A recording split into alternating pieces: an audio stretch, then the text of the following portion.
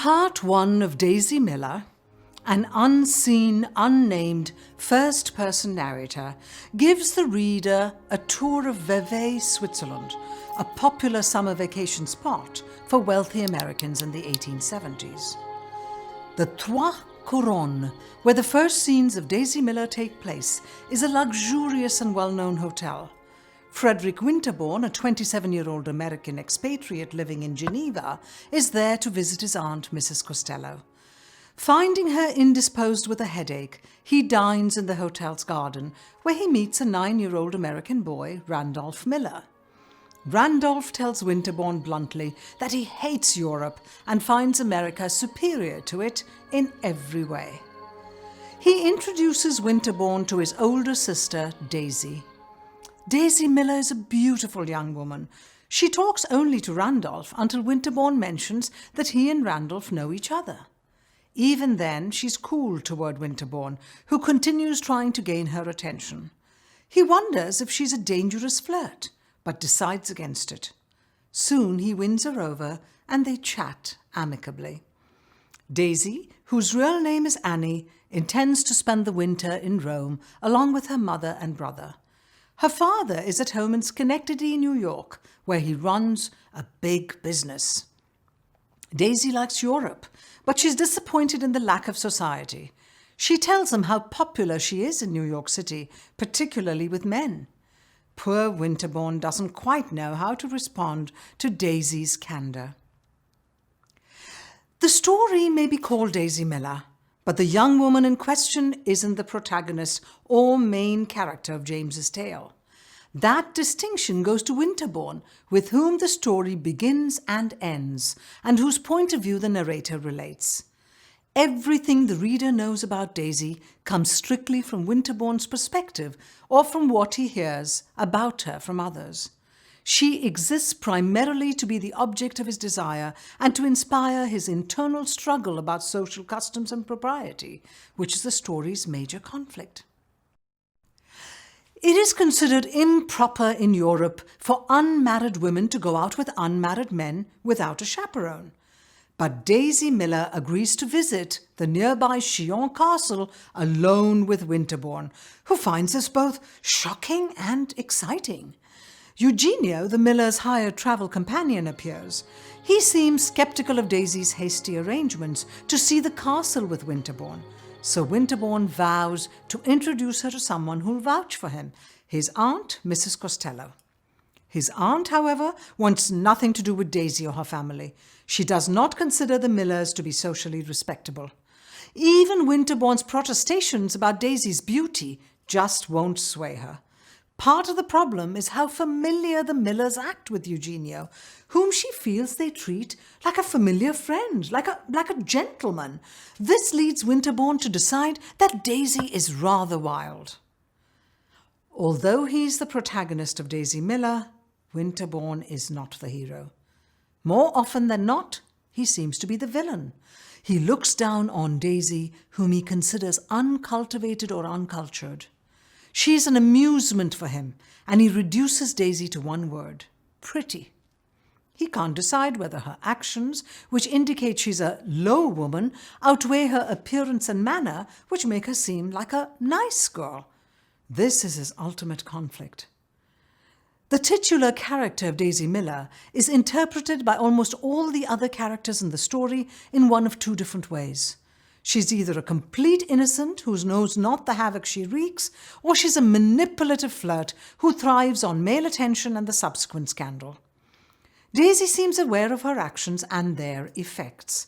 This is also the opinion of two of her more outspoken opponents in the novel, Mrs. Costello and Mrs. Walker. Later that night, Winterbourne tells Daisy his aunt will not meet with her because of her recurring headaches. "She doesn't want to know me," Daisy laughs. Before Winterbourne can make his move, Daisy's mother approaches. She isn't surprised when Daisy announces Winterbourne is going to take her to the castle, nor does she seem to think it improper that they intend to go without a chaperone.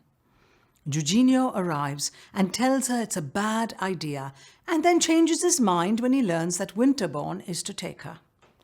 Daisy changes her mind and decides she doesn't want to go anymore. She just wanted someone to make a fuss. James may have intended for Daisy's character to be seen as an innocent, and the novella may present her as even more complex than that. But even readers of the original 1878 printing misinterpreted his depiction of her. They believed her to be guilty of the social sins of the era: forward, flirtatious, impetuous, and interested in premarital relations.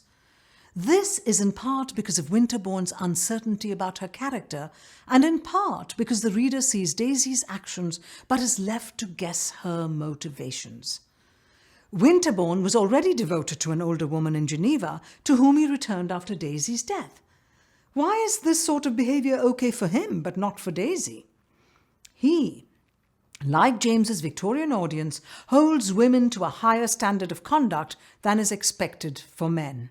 Winterbourne and Daisy visit Château de Chillon 2 days later. Winterbourne is disappointed because he hoped she would be flustered and embarrassed to have everyone on the steamboat looking at her.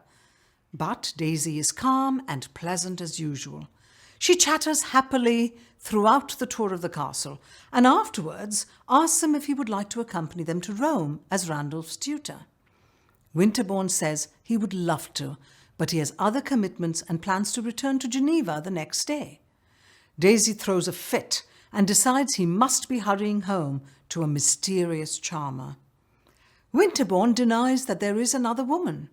At Daisy's request, he promises to visit her in Rome over the winter.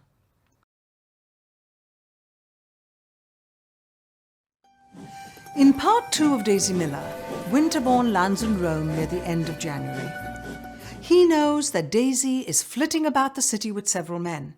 However, there is only one man she brings to parties with her, a gentleman with a good deal of manner and a wonderful moustache. Winterbourne pretends he isn't jealous, but decides to hold off on visiting her for a few days. Much to his surprise, he runs into the Millers at the home of Mrs. Walker, an American he knows from Geneva. Daisy is furious Winterbourne didn't come to see her the day he arrived, and she all but ignores him. Mrs. Miller and Randolph don't care for Rome at all, but Daisy loves it on account of the society, particularly that of so many young gentlemen. Daisy finally speaks to Winterbourne and then tells Mrs. Walker that she's bringing an intimate friend named Giovanelli to Mrs. Walker's upcoming party. Daisy insists on going for a walk to the Pincio, a spot that overlooks the city, instead of going back to the hotel with her mother. The locals stare as Daisy and Winterbourne stroll down the street.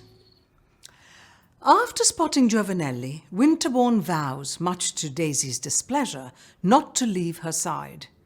Upon their introduction, Winterbourne immediately understands that Giovanelli is merely an imitation of a real gentleman and thinks that if Daisy were a nice girl, she would recognize this difference in social status as well. He's also upset that Daisy seems perfectly content to divide her attention between him and Giovanelli. A carriage then pulls up to the group. Inside is Mrs. Walker, who tells Winterbourne that she simply can't let Daisy walk around the city with two men. She tries to convince Daisy to ride in the carriage with her, but Daisy, sensing interference, isn't interested, even when Winterbourne supports the idea. She says goodbye and continues walking with Giovanelli. Mrs. Walker then demands that Winterbourne ride in the carriage. He agrees. Mrs. Walker is visibly upset by Daisy's refusal. Mrs. Walker tells him that Daisy has been flirting and dancing and receiving late-night visits from various men ever since she arrived in Rome. Winterbourne tries to defend Daisy, and Mrs. Walker beseeches him to give up the young woman's company altogether. He declines. He leaves the carriage to rejoin Daisy and Giovanelli. Winterbourne calls on Daisy for the next 2 days, but she's never at her hotel. He finally sees her again at Mrs. Walker's party. She purposefully arrives late with Giovanelli, which Mrs. Walker interprets as revenge for her insistence that Daisy alter her behaviour. She vows not to speak to the girl, but those plans go out of the window as Daisy explains that she and Giovanelli were late because he was practicing songs to sing at the party. Daisy and Winterbourne argue over Daisy's behaviour. Winterbourne thinks that Daisy should flirt only with him. Furthermore, she isn't flirting with Giovanelli, as they are instead very intimate friends. Winterbourne, thinking it impossible to shock Daisy, is surprised that she blushes when he says she and Giovanelli must be in love with each other. Angry, Daisy spends the rest of the evening with Giovanelli. Winterbourne continues to call on Daisy at her hotel, but when he visits, Giovanelli is always there. He talks over the situation with his aunt. Mrs. Costello thinks Giovanelli wants to marry Daisy for her money, but Winterbourne disagrees. He thinks Giovanelli knows Daisy is too good for him and will never agree to marriage. One day, when he knows Daisy is out on the town with Giovanelli, Winterbourne visits Mrs. Miller to warn her about the repercussions of Daisy's unconventional behaviour. Mrs. Miller is sure that Daisy and Giovanelli are engaged, although she admits Daisy denies it. Winterbourne realises he'll never be able to get Daisy's mother to see her daughter's wrongdoing. A few days later, he stumbles upon Daisy and Giovanelli at the Palace of the Caesars. Winterbourne once again tries to tell her how her public excursions with Giovanelli are damaging her reputation, but it is to no avail. Daisy becomes angry with Winterbourne for not defending her. He swears he has. Then he mentions that her mother believes she's engaged to Giovanelli. Daisy says she is not engaged. A week later, Winterbourne is taking an evening stroll near the Colosseum. He looks inside, quickly deciding to stay only a moment so as not to catch malaria. Then he sees Daisy and Giovanelli, who are alone, seated at the base of a large cross. He turns to leave, but she's already spotted him. He warns her about malaria and scolds Giovanelli for letting her be outside in the evening. Giovanelli says he warned her. Winterbourne insists she go home. Now, James's wholly sympathetic attitude towards Daisy explains why she is positioned as a Christian to society's lions when Winterbourne sees her at the Colosseum. She is a martyr, therefore, to society's cruelty. The tension that arises in the story for Winterbourne is between classifying Daisy as innocent or immoral, unaware or manipulative, because in his social world there are no other alternatives that could provide a more flexible and forgiving view of her character. She is neither innocent nor immoral, but merely an independent young American woman who cannot be classified by the society she encounters in Europe. In this way, Daisy Miller challenges the rigid categorizations that Victorian culture has used to define women as pure or impure in order to keep them in their place. A couple days later, Winterbourne learns that Daisy has fallen ill. He makes frequent trips to the hotel to learn about her condition. He eventually runs into Mrs. Miller, who's trying to nurse her daughter back to health. Giovanelli, meanwhile, disappeared after Daisy fell ill. Winterbourne runs into him a week later at Daisy's funeral. Winterbourne is angry at Giovanelli for taking Daisy to the Colosseum at night, but Giovanelli only seems sad that Daisy would never have married him in the first place. He tells Winterbourne that Daisy is the most innocent young lady he's ever met. The next summer, Winterbourne reunites with his aunt in Vevey. He tells her that he had done Daisy an injustice by not showing her more consideration. He then acknowledges that Mrs. Costello was right when she told him to stay away from Daisy. He returns to Geneva. There are conflicting reports of his motives. Some people say he's going to study there, while others say that Winterbourne is much interested in a very clever foreign lady.